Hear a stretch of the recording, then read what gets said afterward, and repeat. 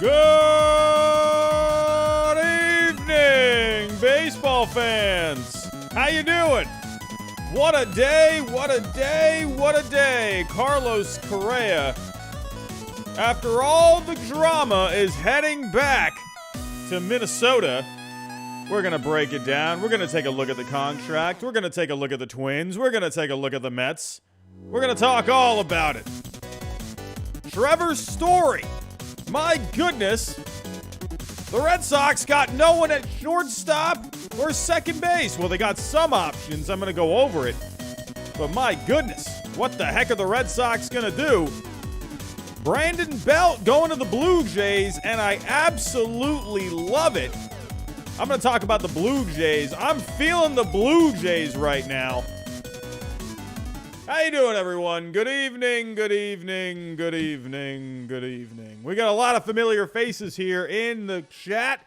We got moderators. We got members. We got Orlando. We got Matt Sweeby. We got Owen. We got Nicholas. We got another Nicholas, one of our moderators. Hello. Hello, how you doing? What do we got? Luke 22 has become a member for the 11th straight month. How you doing, my friend? Dr. Slicknuts is in the house. Marcus is here. How you doing? Zachary Goldstein. Welcome, welcome, my friend. Thank you for always coming out. All the moderators here are fantastic. I just want to let you know that. I appreciate you guys. You're here like every single night. I love you guys. Thank you. Chris, how you doing? Ethan Stein. Hello, my friend. Hello. Who else we got in here? We got Bezer Geezer. We got Lane Kerner. We got James Wheeler. We got Jordan Funk. How you doing, my friend? Hello. Matt Newton. Albert Galvin. How you doing? Carter Dixon. Hello. Hello, everyone. What a day. I've been at work all day. I actually just got home, I don't know, maybe 30 minutes ago. I set up real quick. And, man, I was just at work all day. And then went to the gym after work, and I'm just getting home now. So, hey, I would have loved to have gone live to talk about the Carlos Correa signing earlier today, but hey, I gotta work, man. I gotta work. So, I was as active on Twitter today as much as I possibly could, and man, what a day. Trevor Story. I don't know what to say about that one. I don't know, man. It's like we have heard about Trevor Story having elbow problems here for what feels like forever. And now, you know, he's only recently gotten something done. I'll get into that. I'll go over some options. Myself and Ellis Burks, we host the Believe in Red Sox podcast. We will be doing an episode probably this week to talk about Trevor Story a little bit more, kind of go over those options. But I'll quickly go over some options for tonight for the Red Sox. Man, oh man, Heim, you got work to do, my friend. You got work to do. And, hey, the Blue Jays right now. I am really liking the Toronto Blue Jays. To me, if you are a Toronto Blue Jays fan, you should be feeling pretty good. You know, I really like the way the team is looking. I'm going to take a look at the Blue Jays here in a little bit. I think Brandon Belt was a great signing. But everyone, before I do get started, if you are new to the channel, think about subscribing down below. We're trying to get to 30K by opening day. We're actually getting pretty close to 29,000. We're within 300 subscribers. So if you could help us get to 29 and also help us get to 30K, I will love you forever. I will love you forever anyway. So hit the like button, everyone. That's going to help us get out into the algorithm. Hit the bell notification. Hit the share button. Go share it on Twitter, Instagram, Facebook. Go to your grandma's house. Tell her we are live. If you haven't noticed, I had a Mountain Dew earlier, and I'm feeling pretty good. I'm feeling caffeinated. I'm not going to sleep tonight. This is going to be great. But we got the news to talk about. Let's get right to it here. I got the music ready. Oh, that was really loud. Here we go. Carlos Correa. Let's just start this off. Man, what drama we have. I mean, this has been just a whirlwind, man. I mean, going back to what, about a month ago? Carlos Correa was a San Francisco Giant. It was looking like, man, they had their shortstop for however many years. What was it, a 13-year deal? I love the deal for the Giants. And then something came up in the physical. Everyone's wondering, what the heck's going on with this physical? The Giants, are they going to end up signing him? They end up pulling out. They end up getting out of town. They got out of Dodge. And Carlos Correa was not a San Francisco Giant. Everyone was laughing at the Giants. Everyone was calling the Giants an absolute bust. They couldn't land Aaron Judge. They got Arson Judge, and they couldn't land Carlos Correa. And so, in the end, I think the Giants got the last laugh with everything. Everyone was poking at the Giants, man. People on The Athletic, my goodness, what an abysmal media group that has become. They were making articles left and right saying the Giants were an absolute dumpster fire, basically. And I don't know who wrote that one article about the Giants saying, like, they were just poorly run and blah, blah, blah, blah, blah. I don't know who wrote it. But in the end, I think the Giants are feeling pretty good about, sometimes it's not about the move you make. Sometimes it's about the move that you don't make. And I think the Giants, sure, it would have been great for them to have landed someone like Correa, but in the end, who knows what's going to end up happening with him down the road. We'll have to wait and see. But then the Mets got in on it. Then the Mets, everyone was like, wow. Wow. What an offseason for the New York Mets. He was slated to be their third baseman. Everything was looking great. The Mets were looking like a perennial World Series champion at this point. And then the same thing happened again with the physical. It was the ankle, in case if anyone is living under a rock and you're just watching this about Carlos Correa for the first time. He had an ankle injury back in 2014 while he was in the minor leagues. I believe he was 19 years old. He hurt his ankle again towards the end of the season last year. So there was something showing up on the physical with Carlos Correa. The teams were a little weary. The Mets, they wanted to put language in the contract. They wanted a lot of specifics. Carlos Correa and Scott Boras were not liking it. The Mets were not liking what they wanted, and they were not able to come to terms. And we had a report a couple of days ago that there was another team jumping in on the mix. Then it was revealed that it was probably the Twins that were getting involved again. And I'm going to give a lot of credit here to the Minnesota Twins. They, right from the get-go, I did a video about Carlos Correa and the Twins last night. I'm just going to say this too. I had people commenting on that video. If you're watching this, I'm talking to you. I'm talking to you, to those people. They're like, oh man, what a clickbait video. Oh man, that article that Ken Rosenthal posted, that's the same information that came out a few days ago. It's nothing different about how the Twins were jumping back in. I'm like, are you kidding me? Did you read the article? There were some ridiculous people on Twitter, putting like, there's this one tweet someone put. It drove me absolutely insane. This is what I hate about Twitter sometimes, is that people, they put their own interpretation of things and they make it sound like that's the actual news. But people just lack reading comprehension. Some of my fourth graders can read better than some of these people, adults, that post on Twitter. I'm thinking, like, what the heck is this guy talking about? He was saying how if you read the article that Ken Rosenthal put, that the Twins were basically the backup plan. And I commented, I'm like, what the heck are you talking about? Like, did you read the article? Like, my goodness. Some of these people are, I don't know, man. I'm sorry, I'm ranting. But the Twins, they were back in on it. They were in it from the start, and I'm going to give them a lot of credit for that. They let Correa know and Scott Boras know they wanted him back for the long term. They offered him a 10-year deal, $285. That's when the Giants ended up beating them out. Then he went to the Mets, but the Twins stuck around. They had a good relationship last year. Both sides had a mutual respect for each other. They both enjoyed each other's time last year. And the Twins, they just hung back. They stayed patient. They didn't jump the gun. They didn't go after another option out there.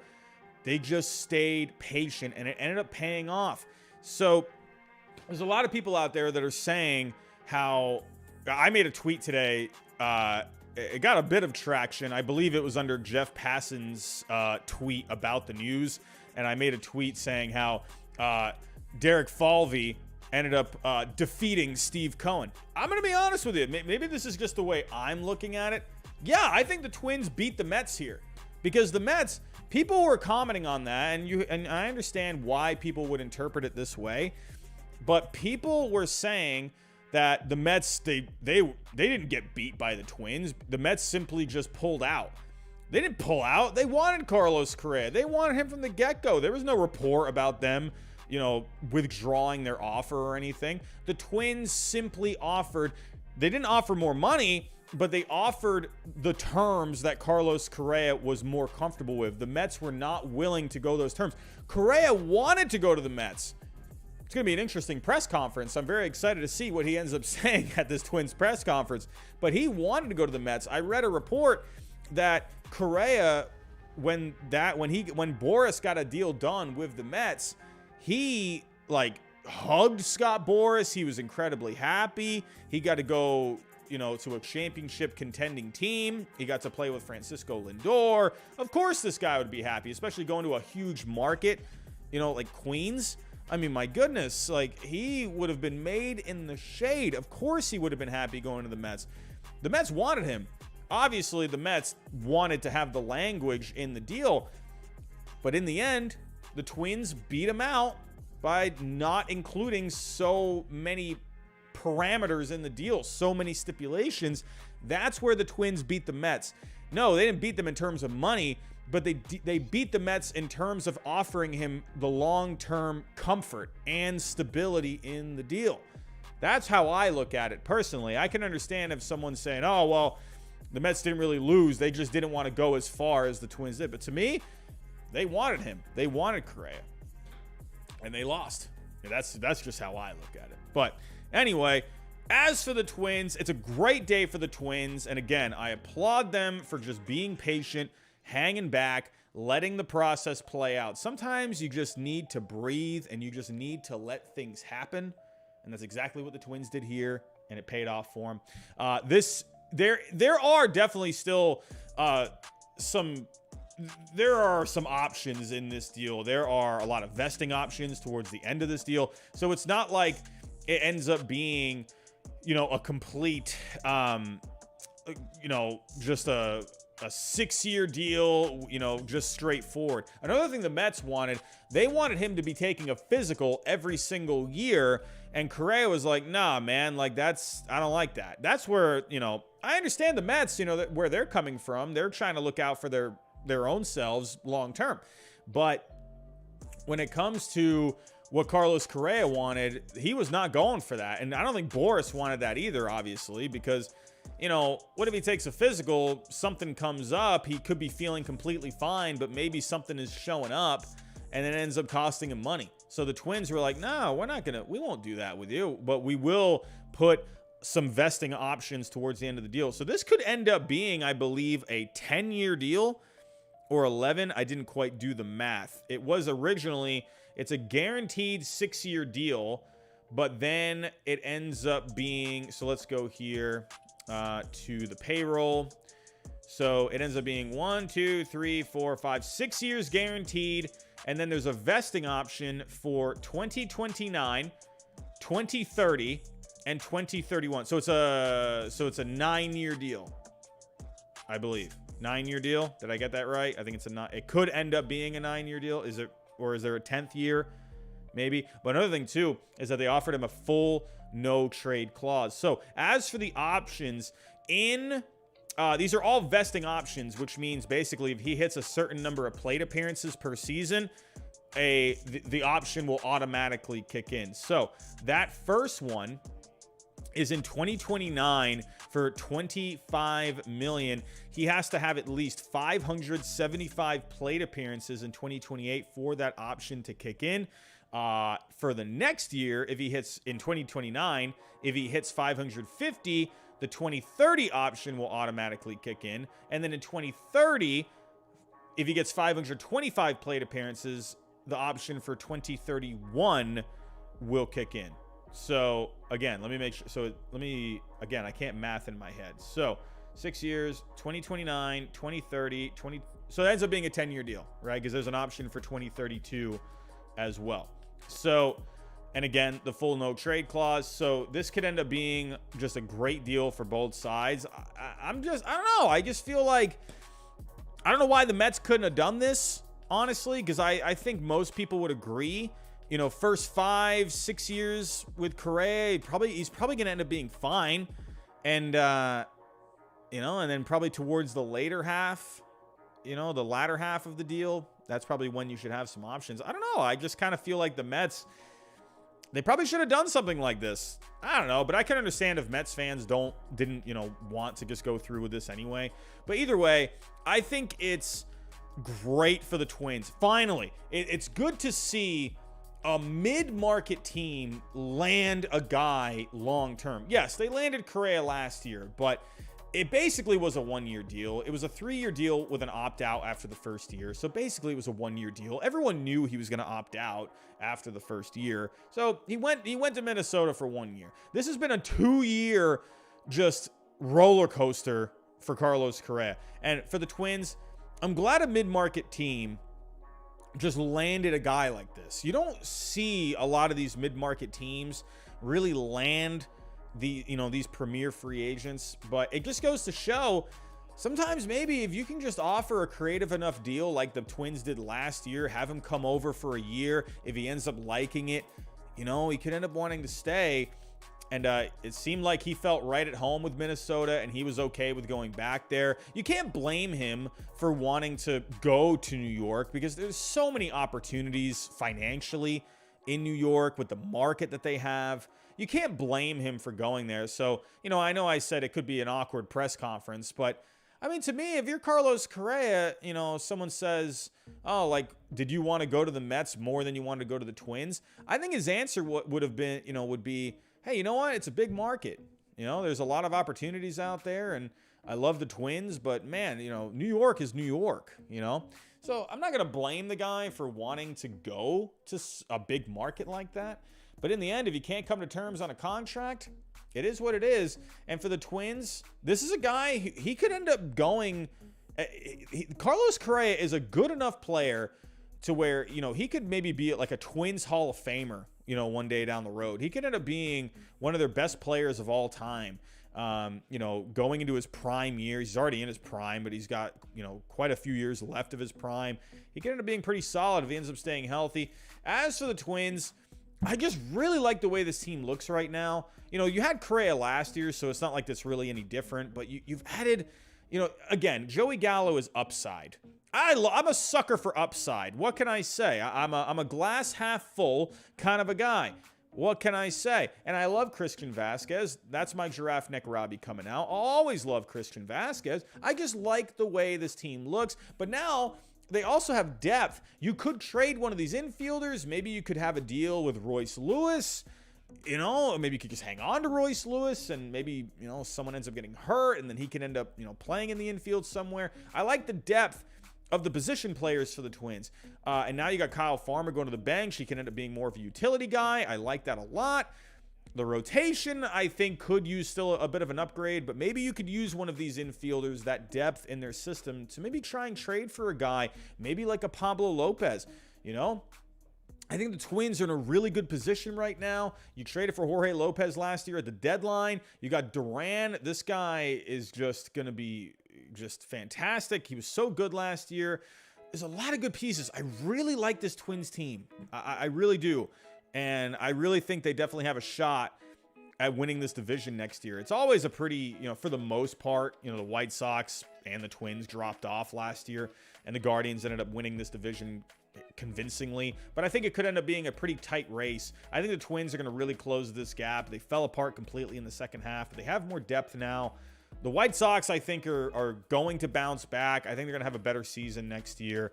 So it could end up being an interesting year, and look out for the Tigers. They got talent. I think they could be a lot better than this 66 wins. That was a disappointing year for them last year. So look out. This could be a fun Central Division next year.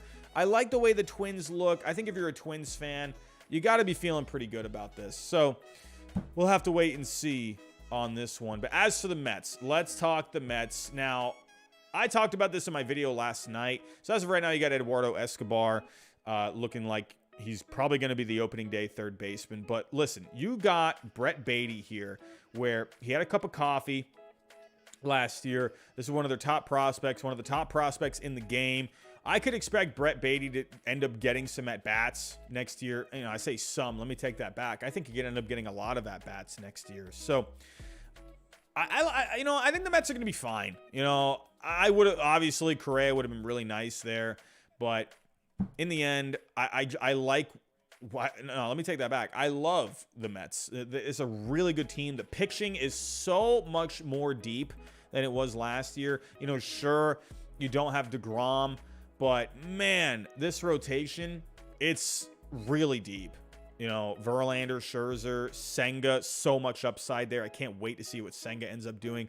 Carrasco was solid. I loved Quintana last year. Really like this. The bullpen is looking really solid.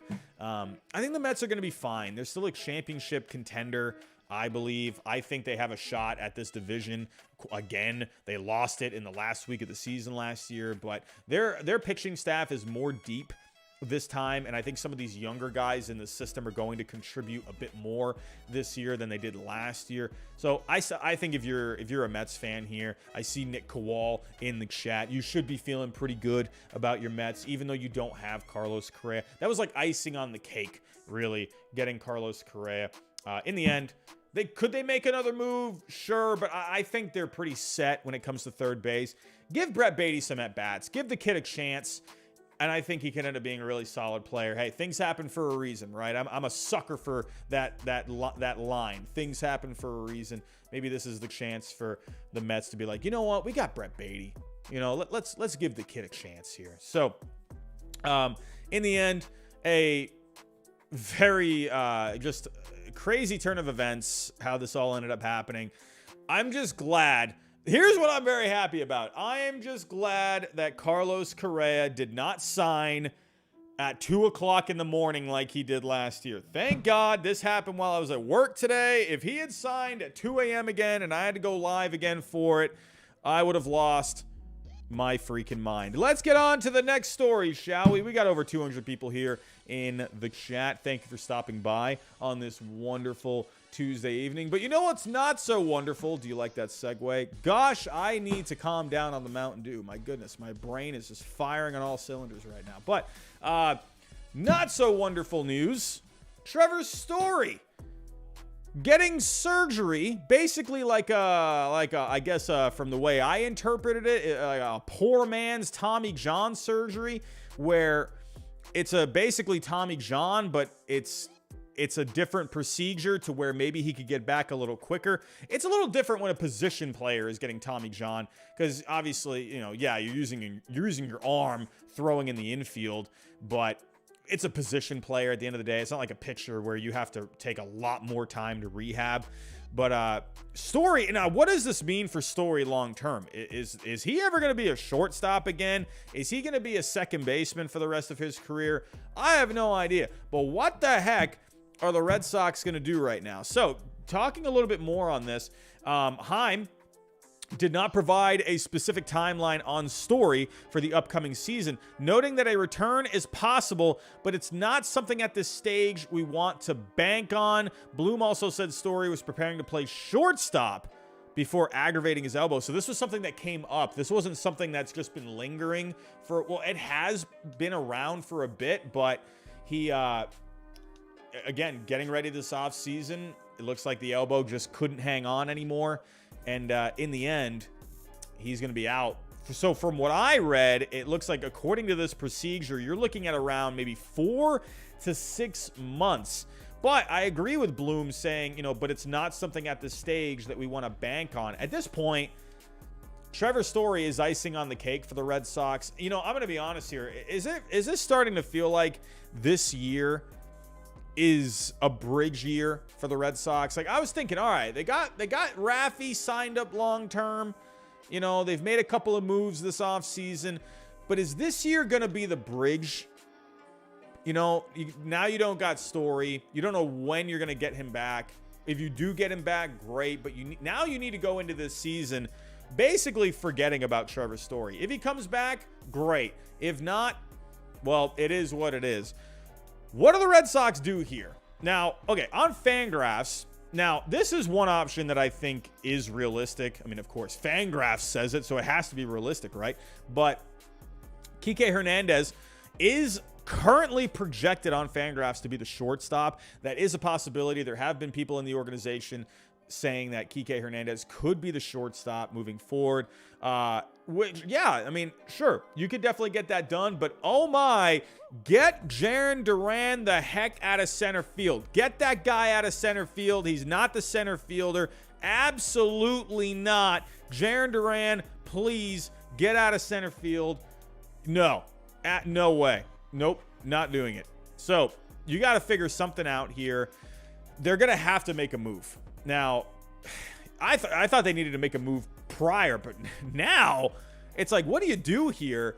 Because at this point, it's like, what kind of a move do you end up making? Do you go for a guy that, because it really just depends on what Heim and the Red Sox organization really think of this team. My guess is that they're going to end up, I don't think they end up going out for a guy that they can control long term. I would love that. My pipe dream, this is not going to happen, but my pipe dream would be to go get Jazz Chisholm on the Marlins. I don't think they're going to get rid of him. I don't see why they would get rid of him.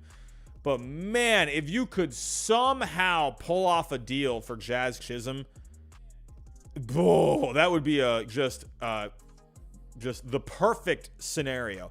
It won't happen, though. The only reason why I even suggest that Jazz Chisholm could be a trade candidate is because supposedly he was a pain in the butt in the clubhouse last year. So maybe the Marlins just feel like, you know, maybe they want to just move on in a different direction. I don't know, not have to deal with any more headaches with him. I don't know. Probably not going to happen, though, because why would you trade a player like that who's got superstar potential? But who knows? There have been trade talks between the Red Sox and the Marlins. Could you end up maybe making some kind of a blockbuster deal? Tristan Casas would have to be involved in that kind of a deal if you were to get someone like Jazz Chisholm. I doubt it, though. I don't think that ends up happening. I could see the Red Sox getting a pitcher like a Pablo Lopez or a Edward Cabrera. I could see one of those two guys, but I don't know, Chisholm would be a pipe dream. Now, some options for the Red Sox, since we're talking about the Marlins. I mean, Miguel Rojas is a guy that's come up in trade talks. I'm not the biggest fan of Miguel Rojas, but he would provide a really good glove at short. That's something you can just put him out there. He's not going to give you a whole lot with the bat, but you know he's going to defend out there. He's going to be a pitcher's best friend. So Miguel Rojas is possible. He's really cheap. He's got 1 year left. He's $5 million. I could see Heim going after him or his teammate Joey Wendell. You could go get Wendell. You could put Kike at second. I would rather the Red Sox get a guy that you can put at short and be okay with it. You know, I would rather them go after a shortstop than a second baseman. Joey Wendell, he played all over, so it's not like I'm saying that he's not a shortstop, but he's more of like a utility guy. Now, if we go take a look at the fielding for Joey Wendell, I mean, he actually was pretty good defensively last year at shortstop. 6 defensive runs saved. So he definitely is an option here. When I think of Joey Wendell personally, I've just seen him play just so much third base and so much second base, but he could play short. It's not like he couldn't do it. Whenever I think of Joey Wendell, I think of a guy that, you know, is playing second or third base. So, but hey, shortstop, he's been really good there the last couple of years, so why not? I definitely think Rojas and Joey Wendell are definitely options. Or you could go after Ha-Seong Kim. There have been reports within the last month that maybe Ha-Seong Kim could be a trade candidate. I would love Ha-Seong Kim. That would be fantastic, especially now that he has been, you know, moved from shortstop. It's looking like right now he's going to be the second baseman moving forward. But you're going to get Fernando Tatis Jr. back eventually. I think he ends up playing left. But it's possible. I feel like the Padres probably just end up hanging on to him. But I would like Ha-Seong Kim. I think he'd be fantastic. One guy I do want to point out with the Red Sox. Hey, I'm gonna reply to this. Why Walshy? Listen, I see what you're saying. What about Willy Adames from the Brewers? I'm not picking on you here. I have seen a lot of people say this about Willy Adames. Willy Adames is not going anywhere. He's not going anywhere. They're not trading him. There's no way. The Brewers have already come out and said they're not trading him. I keep seeing that suggestion. I would love Willy Adames. Don't get me wrong. I don't think the Brewers are going to trade him. The Brewers, they are a team that they're always trying to contend.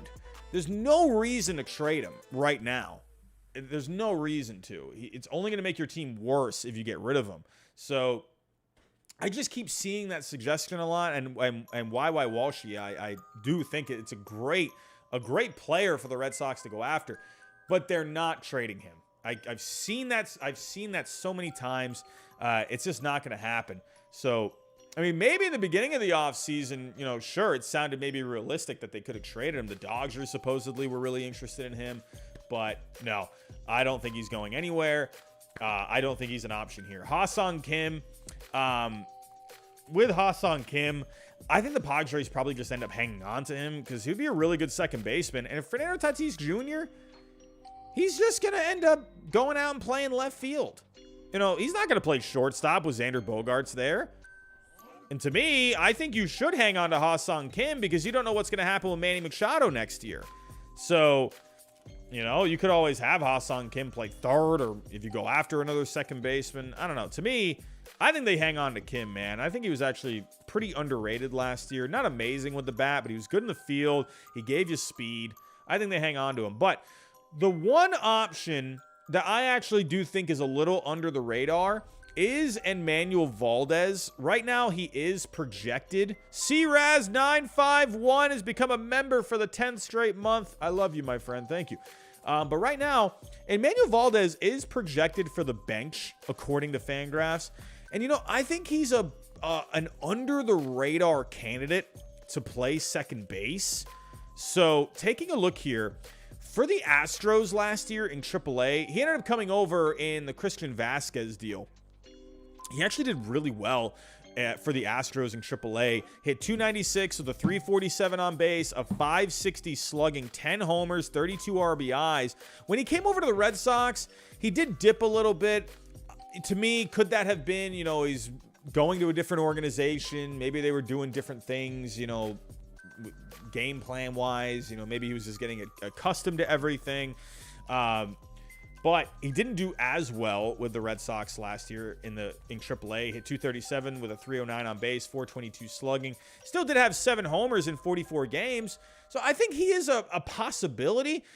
I think it could end up being where he would have to win the job at a spring training, I would imagine. So don't forget about Emmanuel Valdez as of right now. Mr. Padres fan 78 has become a member for the 6th straight month. Thank you, my friend. But Emmanuel Valdez is the number 17 prospect right now. He's 24 years old. But another thing that's really good about him is he can also play other positions. He hasn't played center field, so that is one. I've seen people maybe suggest him to go out and play center field, and Kike can play short. Nah, I'd rather have Kike go play out in center because he's proven how good he can be out there. And then Emmanuel Valdez, I would probably like him to play second. And then I would like for the Red Sox to probably just go after, you know, maybe someone like an Elvis Andrus. He's a shortstop. I think that's possible that they can end up bringing him in. Or you end up just trading for Miguel Rojas. So you could have maybe Miguel Rojas and Emmanuel Valdez up the middle. I think that's very possible. You also do have Christian Arroyo. He is projected to be the second baseman right now. I personally prefer Christian Arroyo as a utility guy. I think that's where he offers a lot of value, where he can get a lot of playing time, but while also giving guys days off. I mean, look how many different positions he played last year. He played second, right field. He actually did play shortstop as well, third base, first base. So Arroyo to me is the utility guy. I think that's where he's very valuable. So to me, I would say if you were to ask me, I would like for the Red Sox to get a shortstop instead of like going after a second baseman. Miguel Rojas, Joey Wendell, one of those guys could provide the stability there. And then, or could you somehow maybe get Ha-Sung Kim?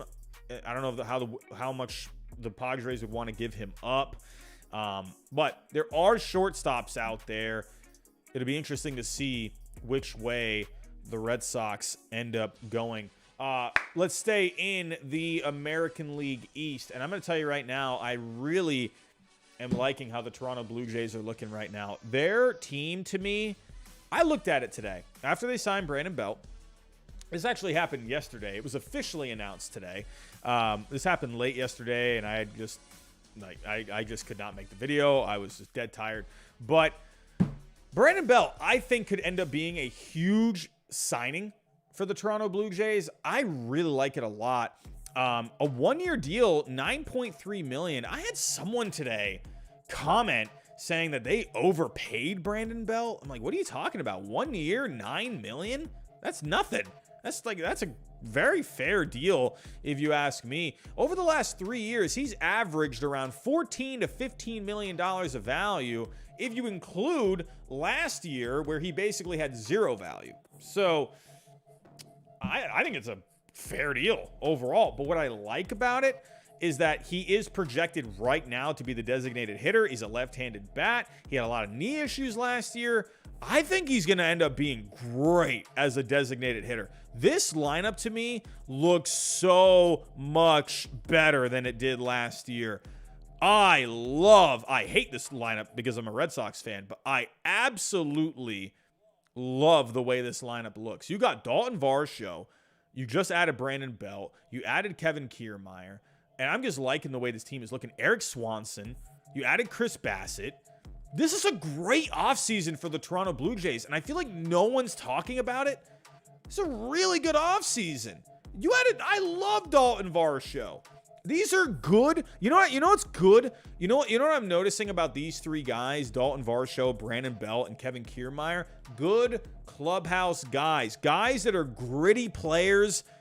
They're just gonna be good leaders in the clubhouse. I love that. I feel like the Blue Jays, they really lacked something last year, and a lot of people couldn't really seem to figure out, like, well, what happened with the Blue Jays? They had a really, they had a lot of talent on the team. This is really, and you added a guy like Chris Bassett too. He's not going to be the flashiest of guys, but he's a workhorse kind of a guy. Players love playing with him. Swanson is going to be really good for the bullpen. I love this offseason for the Blue Jays. I feel like no one's talking about it enough. Everyone's talking about, the Mets offseason, just all these other things that have happened this offseason. There's been other teams that have had good off seasons as well. The Rangers have done a lot this offseason. The Blue Jays are right up there when it comes to, who had the best offseason overall. I think you could say, you could make an argument easily for the New York Mets, even though they didn't get Correa. They still had an amazing offseason even without him. The Rangers added so much pitching, which is exactly what they needed to do. The Cubs have had a pretty decent offseason. I love this offseason for the Toronto Blue Jays. It's really good. Again, it's not just the players. It's just the character that they're adding to this team. I really do think this could end up being a really good Blue Jays team this year. You got talent. You got gritty players. You got a legit rotation.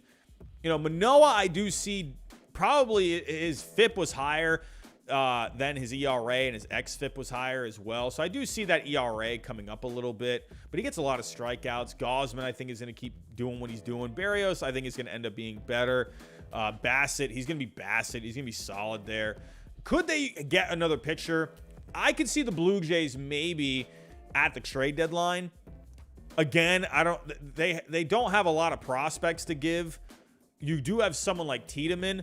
I could honestly see the Blue Jays at the deadline, if a pitcher becomes available, then I could honestly see them really going after, someone for the second half and for the playoffs.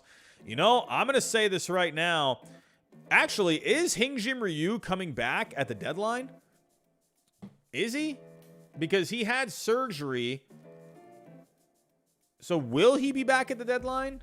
I mean, that looks like about right. That's about a little more than a year. But hey, Hyun-Jin Ryu coming back. But again, you can't really, that's not really something you want to bank on too much. It'll be nice having him back, but you want to kind of ease him back in. You know what I mean?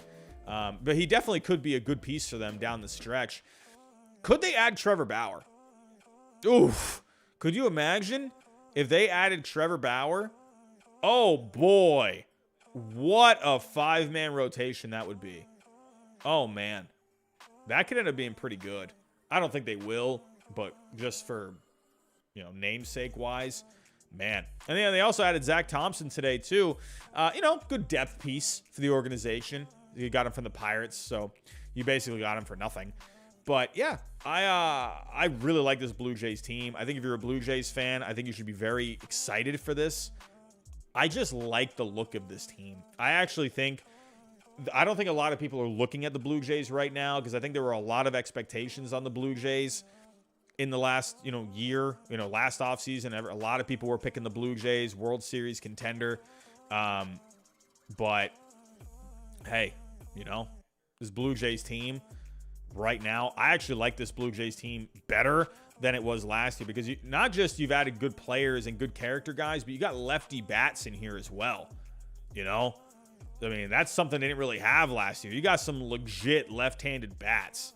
So I think the Blue Jays are a serious threat this year. I really do. I really think they're going to be a good team in the American League. I definitely think they could make a run. I mean, I really do. If everyone stays healthy, obviously that's a big if for any team out there. But I think this Blue Jays team, I love this offense. They got deep pitching. I think they're a legit contender for the division. I really do. I think they could win this division.